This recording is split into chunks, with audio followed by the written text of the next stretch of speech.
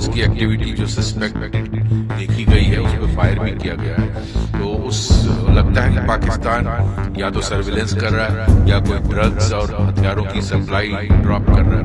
तो आर्मी और BSF high alert पे हैं और मुझे लगता है जेएंडके पुलिस इन एरियाज में भी हाई अलर्ट पे है। को पूरे एरिया को स्कैन करना चाहिए कि कहीं कोई सप्लाई तो नहीं ड्रॉप की है हथियारों की या ड्रग्स की। देखिए ऐसा है कि जो विंटर में मौसम होता है, आप अगर आप जूम करके देखें कितनी धुंध है तो आप चंद फीट तक कुछ नहीं देख सकते। तो रजौरी पुंछ के जंगलों में, नालों में, पहाड़ों में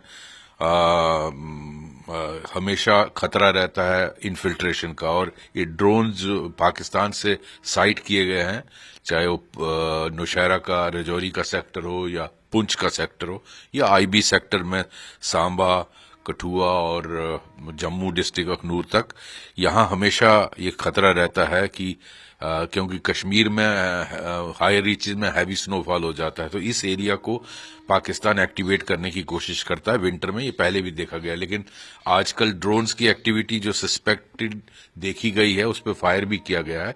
तो उस लगता है कि पाकिस्तान या तो सर्विलेंस कर रहा है या कोई ड्रग्स और हथियारों की सप्लाई ड्रॉप कर रहा है। तो आर्मी और बीएसएफ हाई अलर्ट पे हैं और मुझे लगता है जेएंडके पुलिस इन एरियाज में भी हाई अलर्ट में है। लेकिन जो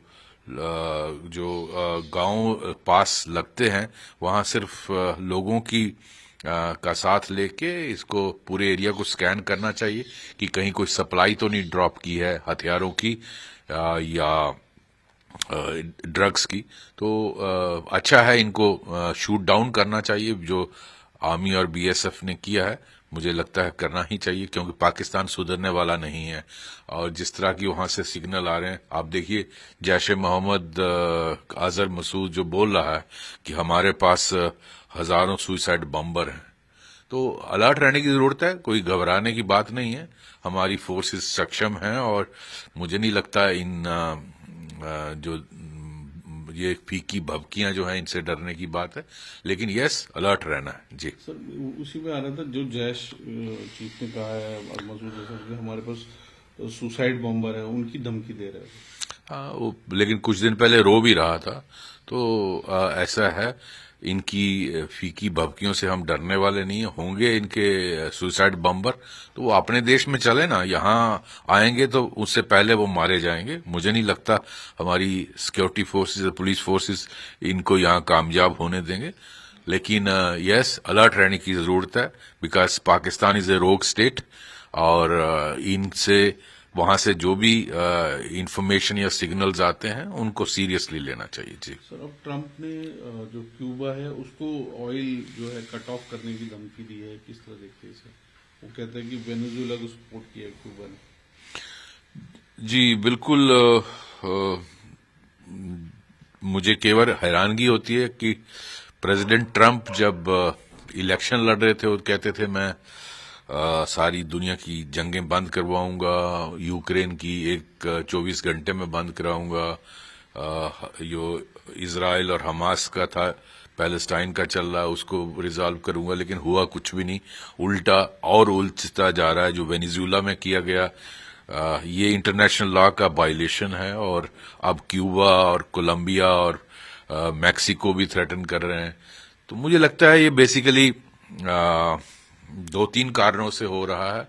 एक, यूएस कहता है कि हमारा वेस्टर्न हेमिस्फेयर जो है वहां हम किसी दूसरे को यहाँ अपनी दादागिरी नहीं चलने देंगे, चाहे वो रशिया हो या चाइना हो, और वो हमारा इलाका है। तो ये पुराने गुंडे वाली जैसी होती थी ना, ये मेरा इलाका है। मुझे नहीं लगता इंटरनेशनल लॉ में इस तरह की कोई ऐसा होना चाहिए। लेकिन आजकल यूनाइटेड नेशन और इंटरनेशनल लॉ का टोटल धज्जियां उड़ा दी गई हैं उसी यूएस से, जिस जो सबसे बड़ा स्टेबलाइजिंग फैक्टर था 45 वर्ल्ड वार 2 के बाद। लेकिन आज उसी ने सब कुछ तोड़ दिया है। तो मुझे लगता है जो यूनिपोलर वर्ल्ड से मल्टीपोलर वर्ल्ड बनने वाला है और यूएस कोशिश कर रहा है कि रशिया और चाइना जो हैं वो ग्रीनलैंड की तरफ ना बढ़ें और वो चाहते हैं कि हमारा कब्जा वहां हो।